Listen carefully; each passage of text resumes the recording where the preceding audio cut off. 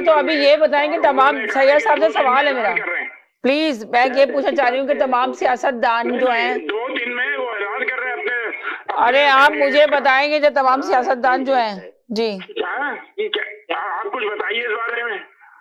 नहीं, मैं तो ये कह रहा हूँ शायद खबरें ऐसे ही आ रही नहीं, आप ये बताएंगे सारे सियासतदानों का जो है ना नजर आजाद उम्मीदवारों पे क्यों है आखिर, ये तो बताएं जरा।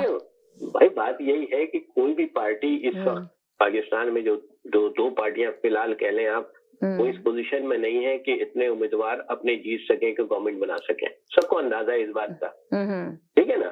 तो अब वो पहले से ही वो उम्मीदवारों को देख रही है जिनके कहीं ना कहीं उन पार्टी से रहे हैं, कुछ कमजोर लोग हैं, उनकी पोजीशन मजबूत है, फाइनेंशियली कमजोर है, पोजीशन मजबूत है। अगर वो पीटीआई में है, अगर वो किसी और पार्टी में, एमक्यूएम में है, तो वो तो उस पे नजर रखते हैं। और ये पाकिस्तान में हमेशा से होता रहा है कि आजाद उम्मीदवारों, ये देखिए 2018 में क्या हुआ था, यही हुआ था, आजाद उम्मीदवारों की मंडी लगी थी। अब फिर उसके बाद आप देखें सेनेट के इलेक्शन में यही हुआ, फिर ये तहरीक अदम एतमाद आई, उस वक्त भी यही हुआ। तो ये तो पाकिस्तान में और दुनिया में भी ऐसा ही होता है। बात असल में ये हो रही है कि इंसान को या पाकिस्तानियों को आगे कैसे जाना है। पार्टियां तो यही रहेंगी, हमारी मजबूरी ये बना दी गई है, इससे हम बाहर नहीं निकल सकते। अब मैंने कई दफा पहले भी प्रोग्रामों में यही कहा था कि अपनी पार्टी के अंदर प्रेशर ग्रुप बनाएं। आप आंख बंद करके सपोर्ट नहीं करें यार गलत कामों को। तो गलत जो भी पार्टी का आदमी या पार्टी का लीडर या पार्टी अगर गलत काम करती है उसको कभी भी सपोर्ट ना करे। एटलीस्ट ओवरसीज पाकिस्तानी जो बैठे हुए, प्रेशर ग्रुप बनाए। आपकी से होनी चाहिए, आपकी बात होनी चाहिए, आप अपने इस काबिल होने चाहिए कि सेना ताल के कहेंगे यार ये बात गलत है। अच्छा, तो ये बताएंगे 2018 के इलेक्शन और जो अभी इलेक्शन हो रहे हैं इनमें क्या फर्क था। वो बोल रहे हैं कि 2018 में फिर भी इलेक्शन की शक्ल थी, इलेक्शन थी, मगर इस वक्त जो इलेक्शन हो रहे हैं अवाम इस इलेक्शन को एक्सेप्ट नहीं करेगी किसी सूरत भी। नहीं देखिए, अवाम करे ना करे, अब मैं आप दोनों सवाल का जवाब दो देता हूँ। उसमें पोस्ट इलेक्शन धांधली हुई थी, 2018 में पोस्ट इलेक्शन धांधली हुई थी। अभी जो हो रहे 2024 में इसमें प्री इलेक्शन धांधली हो रही है। यानी कि धांधली बेताशा हो रही है, मगर वो तो इलेक्शन कह रहे थे कि कुछ नजर तो आए थे, अभी तो गहमा गहमी नहीं है मुल्क के अंदर, इलेक्शन की कोई भी ऐसी सूरत नजर नहीं आ रही होते हुए।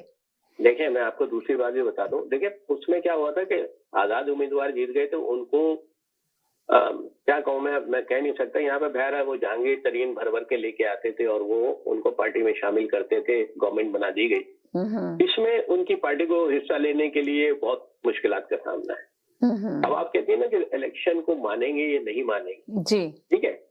आप देख लें कराची में जो इलेक्शन हुए उसमें वोटर टर्नआउट कितना था, 10%। ऑफिशियली ये कहते हैं 12% ऑफिशियली, ठीक है। और इलेक्शन कमीशन ऑफ पाकिस्तान कहता है 12% ऑफिशियली। कराची में जो इलेक्शन हुए थे, ज़मीनी इलेक्शन और ये अभी बल्दियाती इलेक्शन, तो इसका मतलब ये हुआ कि अगर 100 आदमी उस हल्के में थे तो 12 आदमियों ने वोट दिए, ठीक है। 12 आदमी ने वोट दिया, वो भी मुख्तलिफ पार्टियों को।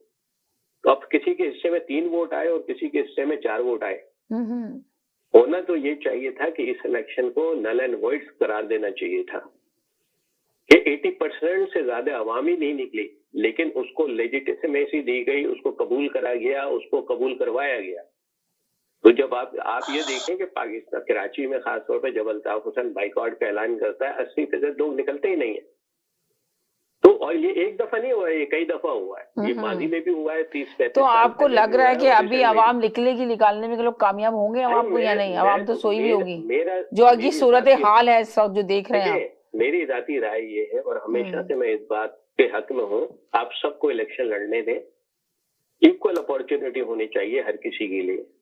यही बात तो वो भी आके लोग बोल रहे हैं कि जी ये तो कुछ इलेक्शन फेयर इलेक्शन ही नहीं होंगे, इसलिए कि एक पार्टी को तो किनारे लगा रखा है, उसे बल्ले के निशान के साथ साथ उसको कैंपिंग करने की भी इजाजत नहीं है। आप बल्ले के निशान पे वापस आ गए ना। अब मैं आपको पहले भी और अब से दोबारा, आज आपने पढ़ा उनका डिटेल ऑब्जर्वेशन जो उन्होंने दी है।